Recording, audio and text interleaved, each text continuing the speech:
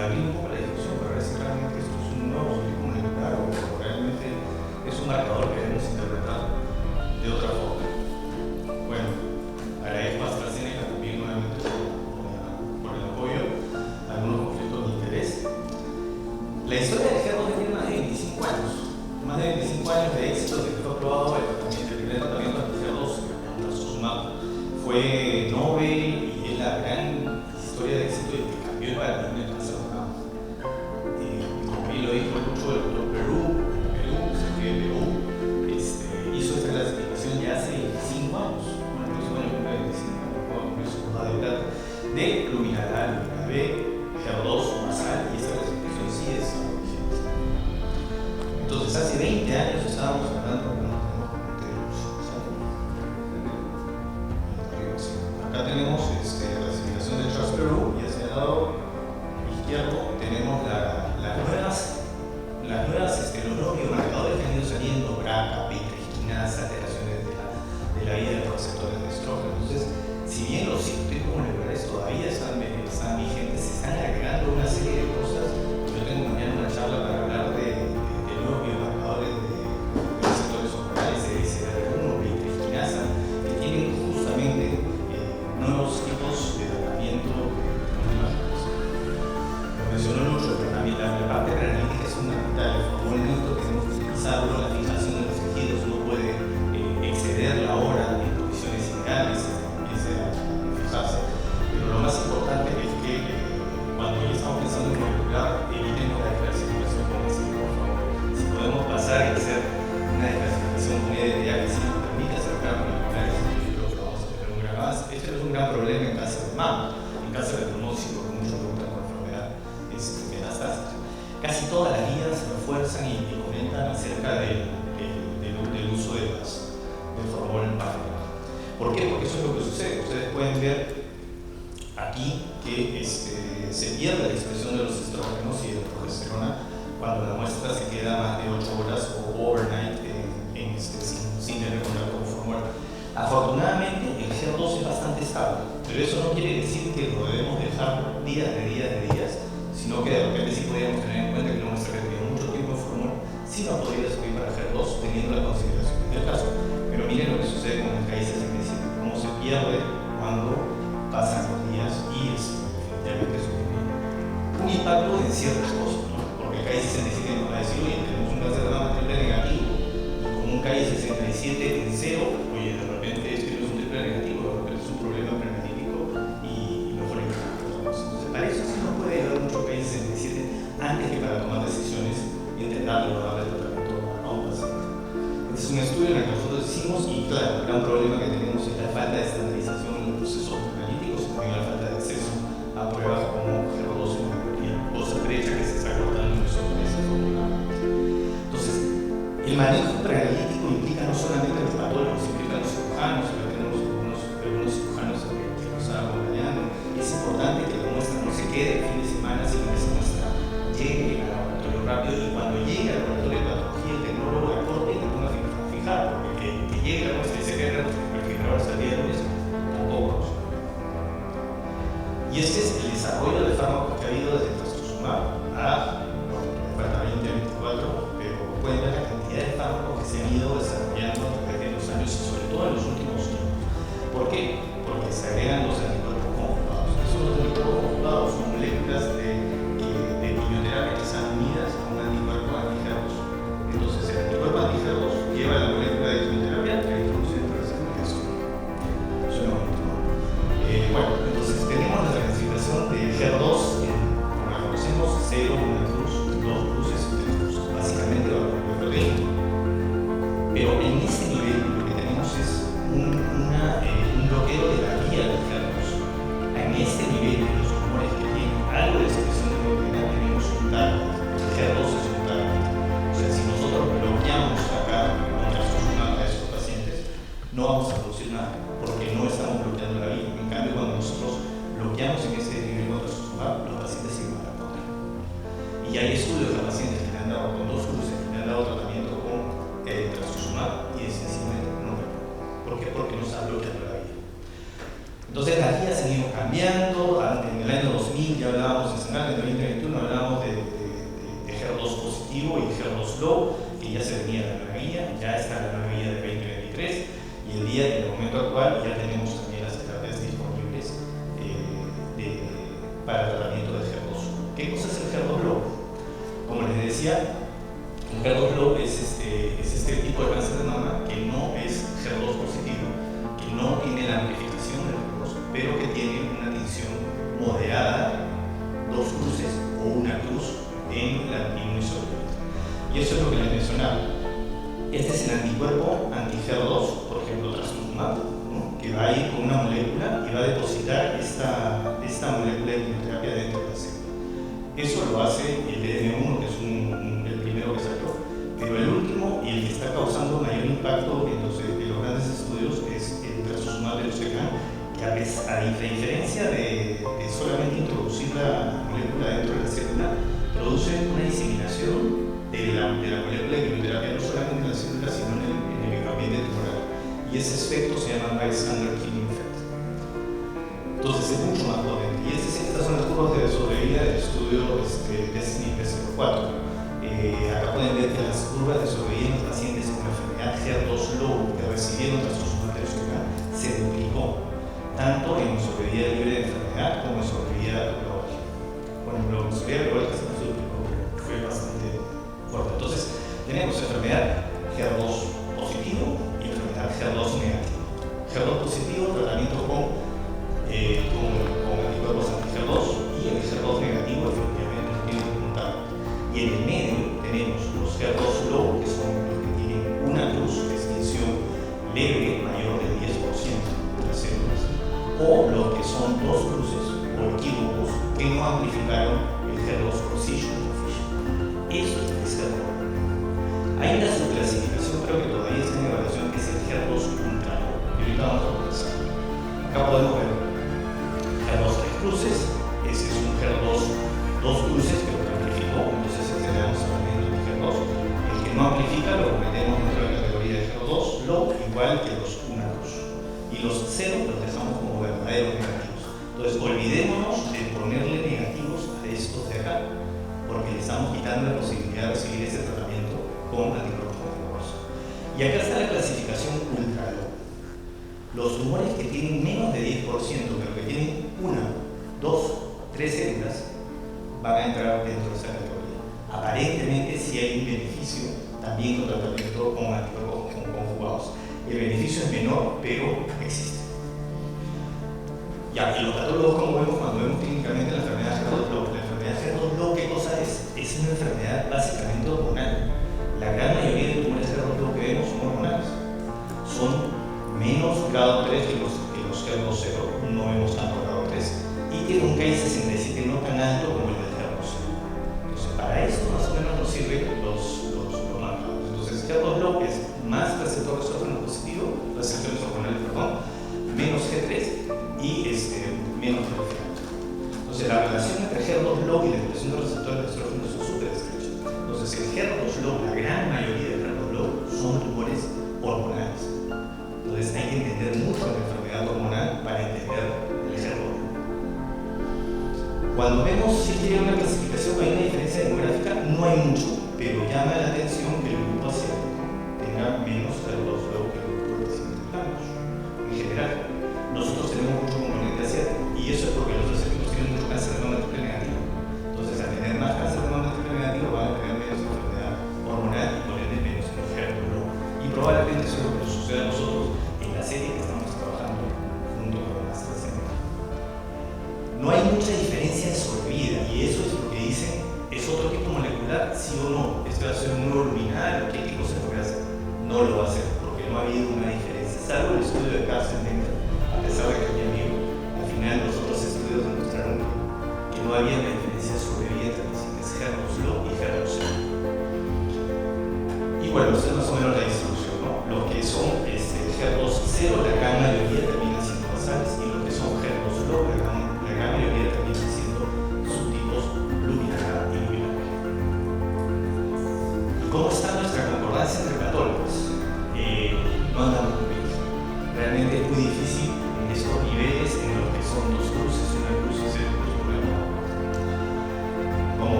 Bueno, acá en rojo los casos que no concordaron y acá ponen al final que la inteligencia artificial podría ser una herramienta que nos podría ayudar muchísimo para hacer para mejorar el nivel de correlación que tratamos. En este estudio que se ha mencionado, que fue publicado en JAMA, solamente un 26% de concordancia entre el diagnóstico HER2 0 y HER2. Afortunadamente ya hay algoritmos de inteligencia artificial que se están desarrollando, que están por tener la aprobación FDA, que van a probablemente ayudar a definir mejor esto. Eso es lo que vamos a utilizar para saber en nuestras próximas reuniones. Afortunadamente cada vez participamos más en programas de validación externa y mientras más participamos los niveles de información mejoran. Entonces esto es lo de las guías, cómo hemos ido pasando. Ahora estamos en la guía del 2023. Nuevamente la clasificación, 0 cruces no pinta, 3 cruces es el que pinta intenso, más de 10%. Si esa tensión es moderada y es más de 10%, es 2 cruces, debe ir a una prueba de amplificación, una prueba molecular como funciona mucho, de NISH o FISH, no está disponible. Si sale amplificado, pasa a ser positivo; si no sale amplificado, pasa a ser negativo. 2 cruces, HER2. Y si es una cruz que tiene más de 10% de tinción leve de membrana, también entra dentro de la categoría de HER2. Y los negativos son solamente los que no pintan, o HER2 nulo, 0. Hay que tener en cuenta que si nosotros dejamos pasar un poquito de positividad y lo ponemos en el rango de 0, le estamos quitando la posibilidad de clasificación. Bueno, vamos a pasar rápidamente algunas cosas de la guía. La tinción tiene que ser de la membrana completa. Esta es una tinción completa de membrana, moderada, no es intensa, que son los cruces. La tinción citogramática solamente debe ser considerada cuando hay una tinción de membrana, si no, no es. Y esta es una regla súper sencilla que la hemos venido aplicando a los chicos en el laboratorio. Si yo veo un tumor y abajo aumento con el objetivo de 4, veo que es positivo, 3 cruces. No hay duda. Si yo tengo que bajar a un objetivo de 10 o uno de 20 para poder ver la membrana recién, 2 cruces, dudoso. Si tengo que bajar más, irme al de 20 o al de 40 incluso para identificar recién las membranas, una cruz. Y si a pesar de que he metido el de 40 no logro identificar ninguna membrana, 0 cruces. Funciona bastante muy bien esa técnica y vamos haciendo la interpretación inversa. Entonces, 3 cruces, 2 cruces, 1 cruz. 40, 20, 4. Súper sencillo. Y esta es la tienes que tomar foto. Esta tomar una foto. Esta es súper sencilla. Acá nuevamente lo de los 4, 10, 20, 40. Si tiene a 4 completa, más de 10%, 3 cruces, HER2 positivo. Si esa tensión es menos de 10%, dudoso, hacemos una prueba de amplificación. Si sale positiva, pasa a ser positiva. El de 2 cruces es la tensión moderada, mayor de 10%, pasa a ser 2 cruces. Si esa tensión es menor de 10%, pasa a una cruz. Si bien eso de acá todavía está en rango de negatividad, se debe poner como negativo, o 2 cruces o una cruz, y entre paréntesis poder poner la palabra HER2, que es lo que hago yo normalmente. Y si es que nos sale menos de 10%, ya sería 0 cruces, que es HER2. Y los que son 0 completamente son ¿no? Bueno, siempre es importante cuando antes de lanzar un 0, tratar de verlo a mayor aumento y de repente si es que tenemos alguna duda, consultarlo con otros profesores. Bueno, esta es la tensión de una cruz. Pueden ver una tensión mayor de 10%, casi levemente perceptible. La tensión 2 cruces, ahí podemos ver que se definen mejor las células y ya la tensión más de 10%. A 3 cruces es evidente, ¿no? Hay que tener en cuenta que las tensiones pueden variar entre las clonas que utilizamos. La clona que nosotros utilizamos, la de ventana, es súper intensa, de repente hay otras clonas que no son tanto. Lo ideal es tener un control externo positivo y un control interno negativo. Como a veces puede haber una tensión en el nivel normal, pero debe ser una tensión leve. Hay que excluir las zonas de carcinoma in situ, puede ser que el carcinoma in situ marque y básico, ¿no? Es importante, como les decía, el epitelio normal de la mama puede expresar un poquito presión de una tensión baja. Si tenemos una tensión muy alta, también deberíamos presionar la técnica y evitar los artefactos y las áreas de necrosis. Evitar el carcinomicito, como les mencionaba. Bueno, esto es parte de lo mismo. Lo que también recomiendan es el uso de pruebas para definir amplificación que sean FDR, ¿no? Bueno, algunas características de calidad, vamos a hacer un poco más rápido. Por ejemplo, esto es una tinción aceptable, esta es una tinción en la que no hay membranas, hay puro, es una mancha, no es aceptable. Sencillamente no le damos esto. Todas estas tinciones son con la clona 4B5, que es la clona de ventana, y es la clona con la que se hizo el estudio con el que se presentó la aprobación de trastuzumab deruxtecan a FDA. Entonces, la interpretación de HER2 se debe hacer con esta clona. Con otra clona no deberíamos hacer esta subclasificación de HER2 low o la palabra HER2 low deberíamos usarla solamente con esta clona. Pero no quiere decir que si nosotros no tenemos la clona no podamos poner la cantidad de cruces. Podemos poner la cantidad de cruces, pero si vamos a hablar de HER2 low, HER2 deberíamos trabajar siempre con esa clona. Acá hay un dato, y esto es una culpa también. Acá habla del control aceptable. Pueden ver que este es el control, un control moderado, no es un control intenso. Este es el control que utilizamos todos, yo también me incluyo dentro de ello, porque todo lo que hacemos en nuestro clínica le ponemos un marrón oscuro fuerte para ver que la tensión sea adecuada. Ya, el problema es que cuando nosotros hacemos una visión, vemos que de repente cayó un poquito la tensión, nuestro control es contra marrón, no nos vamos a dar cuenta de repente que hay un problema. Es mejor utilizar un control moderado, uno negativo y uno alto para poder definir y ver si es que hay un problema. Es difícil, no es fácil hacerlo. Ejemplos, vamos a pasar ahora. Ese es cero. Definitivamente no se ve nada, ni siquiera un esbozo de tensión, incluso a partir de los 40. Acá se puede ver una cierta tensión, no sé si me llamo también como yo, pero no llega a ser más del 10%, por eso también se ve. Esta también tiene una tensión leve, menos del 10%, cero. Esta también es cero, tiene algunos artefactos de retracción, tensión, tejidos un poquito remojados, pero también es cero.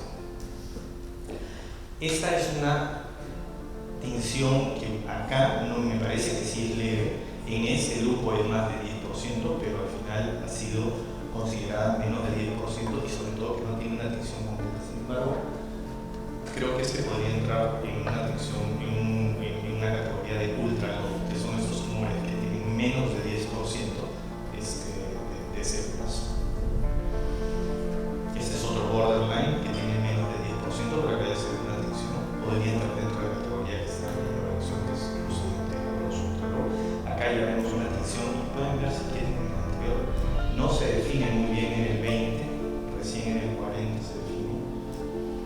Este se define un poquito mejor en el 20, en el 40 ya se puede ver, fue más de 10% según una cruz. Este es otro una cruz. Este también es una cruz, acá podemos ver una tensión leve, pero completa en más del 10%.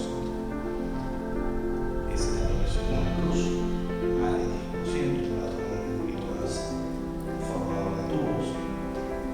Este de acá también es una cruz. Entonces, todos estos de acá no reportados son como negativos. Lo reportaron. Sí, son dos cruces. Pueden ver que la tensión es un poquito más intensa que la anterior. Se define mejor los contornos celulares. En el 20X se logra definir mejor que en el caso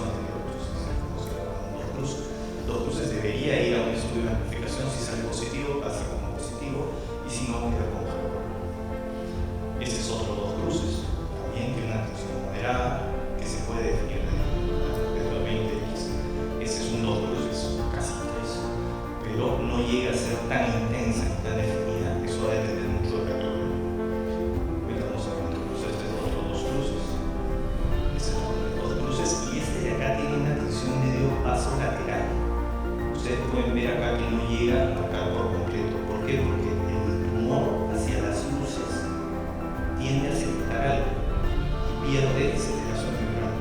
Entonces vamos a ver una marcación como una C.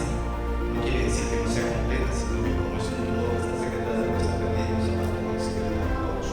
Por eso se ven membranas incompletas. Por eso estas dos cruces.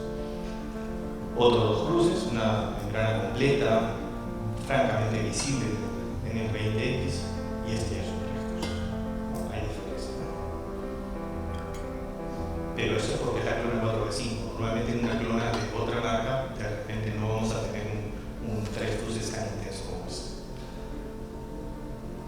Otros tres cruces.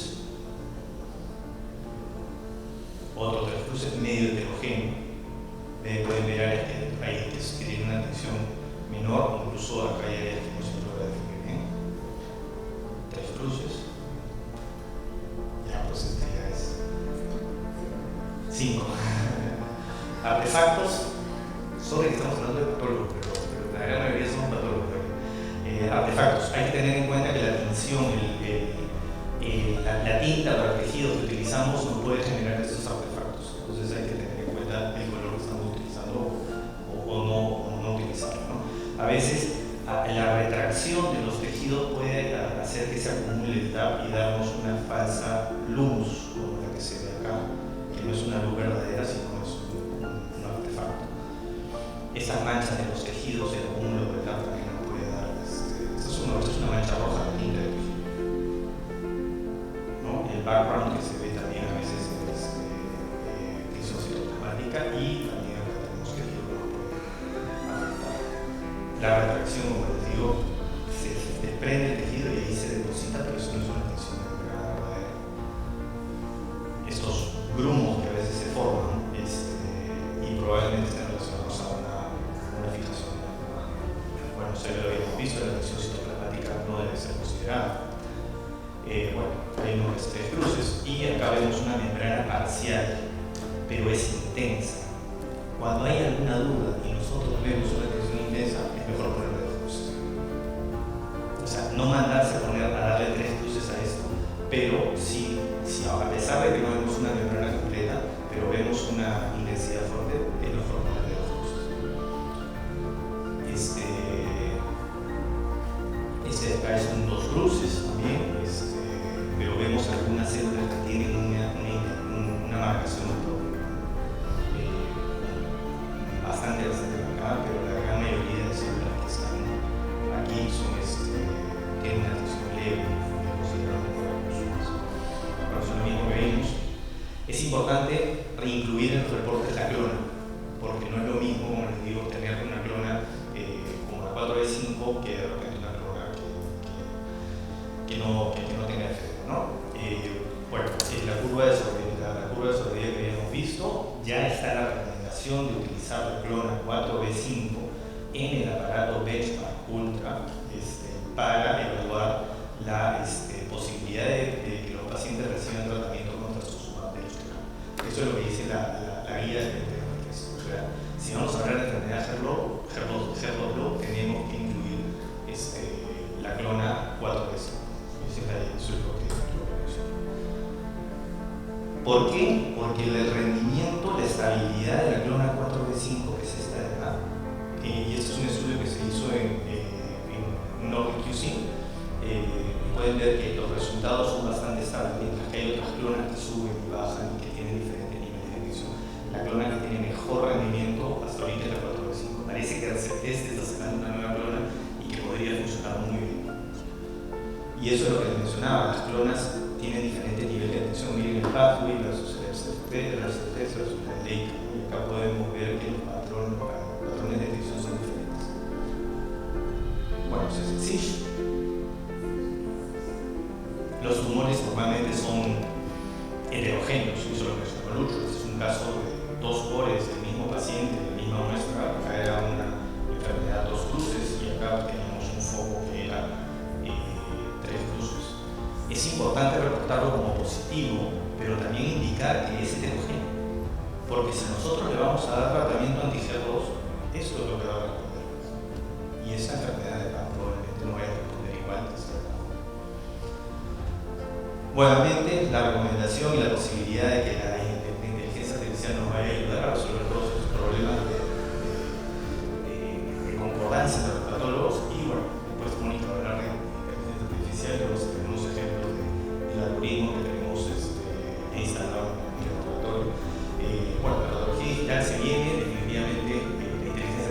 ayudar muchísimo. Sin embargo, yo digo que la inteligencia artificial es mi residente. Es mi residente. Yo veo el algoritmo y es como que mi residente le trae un caso y me lo presenta. Yo no lo voy a firmar de frente. Voy a revisarlo, voy a chequearlo, voy a ver dónde se equivocó el maldito residente. Hay que verlo así, es que hay que verlo críticamente. Y después de hacer un análisis crítico, decir, sí, ok, está bien. Pero si nosotros, la inteligencia artificial, la pasamos de frente y la validamos, ¿sabes qué? Lo voy a pasar con inteligencia artificial porque me quiero ir a jugar tenis o me quiero ir a la playa, porque es viernes.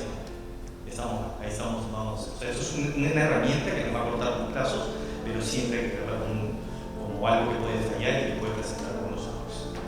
Bueno, este ya es lo que va a presentar Daniel más adelante. Este ya es la plataforma que nosotros tenemos. Acá pueden ver un caso que es de los cruces. Aquí pasamos de inteligencia artificial y nos dijo sí, está dudoso, dos cruces, por ejemplo.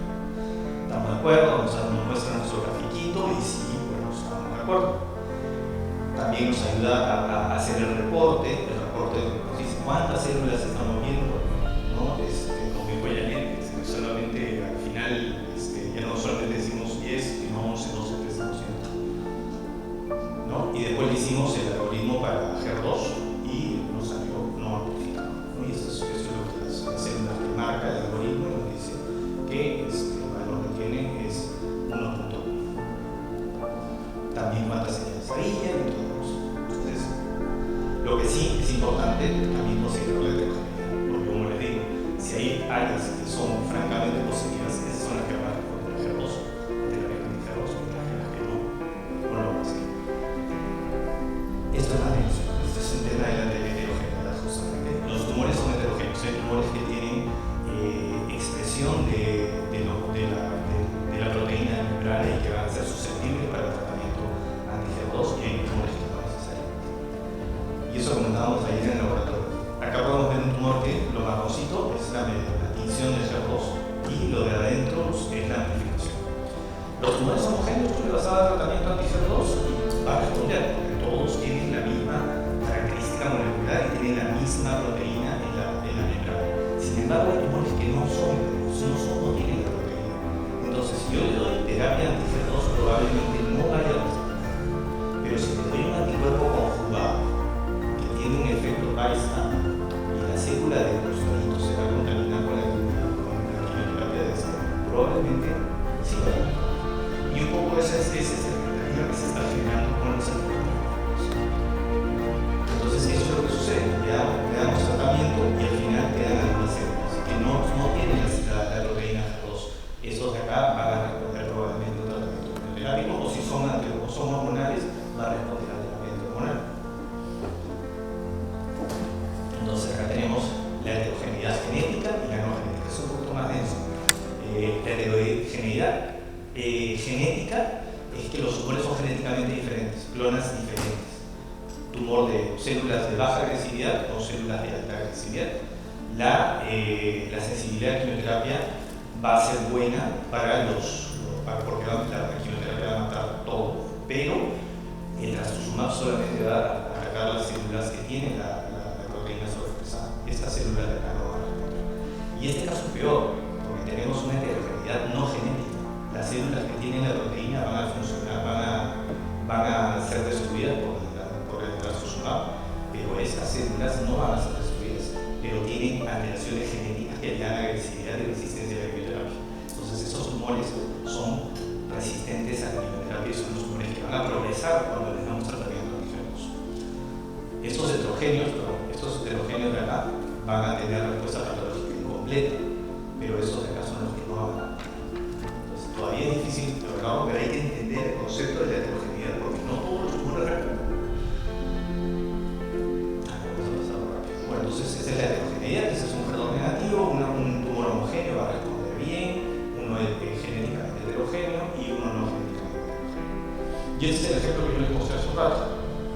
Este es un tumor que era heterogéneo, que tenía áreas de HER2 y áreas no amplificadas. Con áreas amplificadas, SISH, la sobreexpresión, y ese era un tumor que tenía áreas que no presentaban alteración, que son estas de acá, y celular que tenían la alteración de cromosoma 17 y las una heterogeneidad genética. Bueno, entonces, ¿cómo se traduce heterogeneidad en la clínica?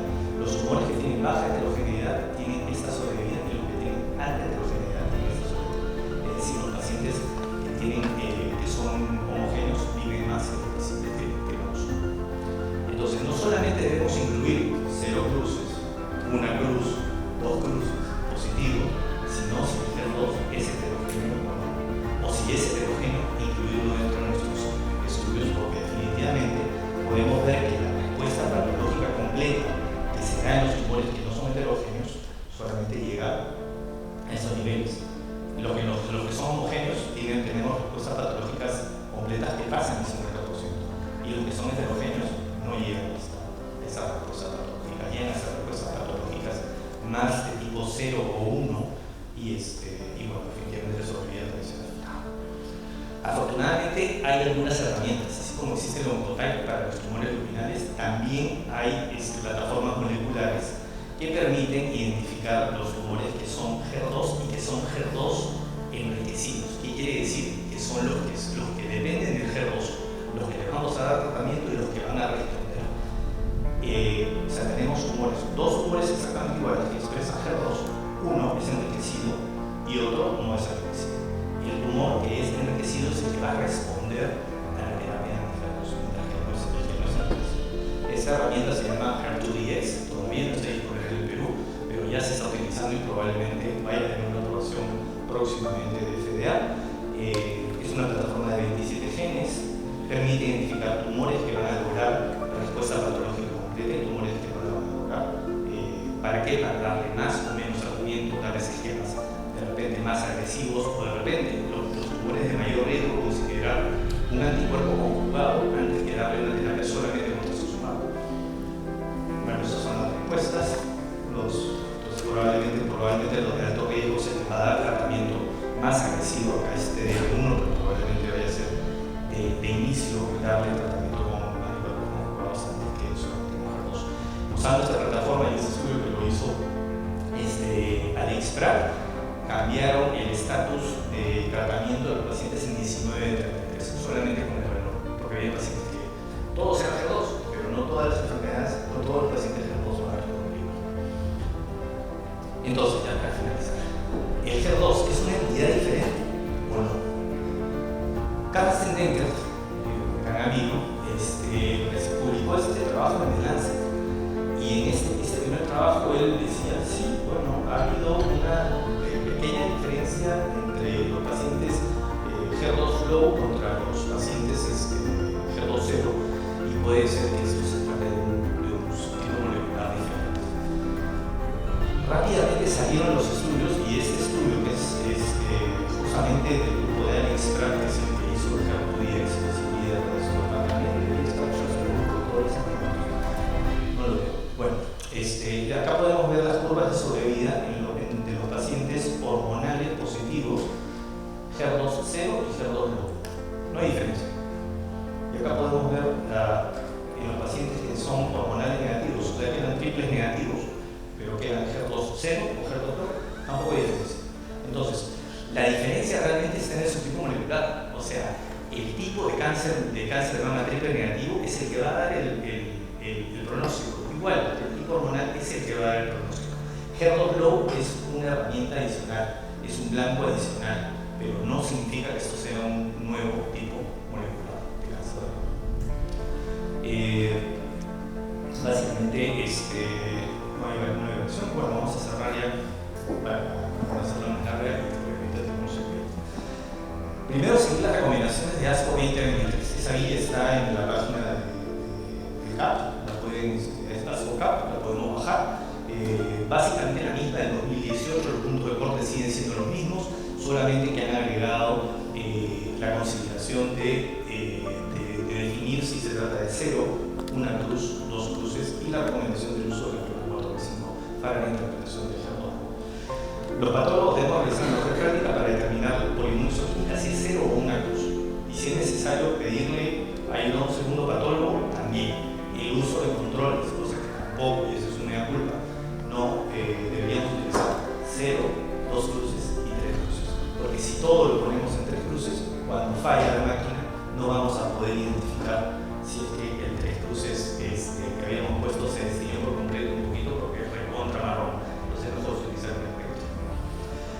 asociación o aplicación del gen puede ser heterogénea. Hay que tener en cuenta que estos tumores son heterogéneos. Como dijo Lucho, puede haber tumores que son positivos en la biopsia y que de repente cuando se hace la resección termina siendo positivos. La clona recomendada es el 4B5, está en el ASCO-CAP. Hay que considerar el uso de algoritmos de inteligencia artificial, nos van a ayudar mucho, pero hay que verlo como el residente, como lo dijo el residente.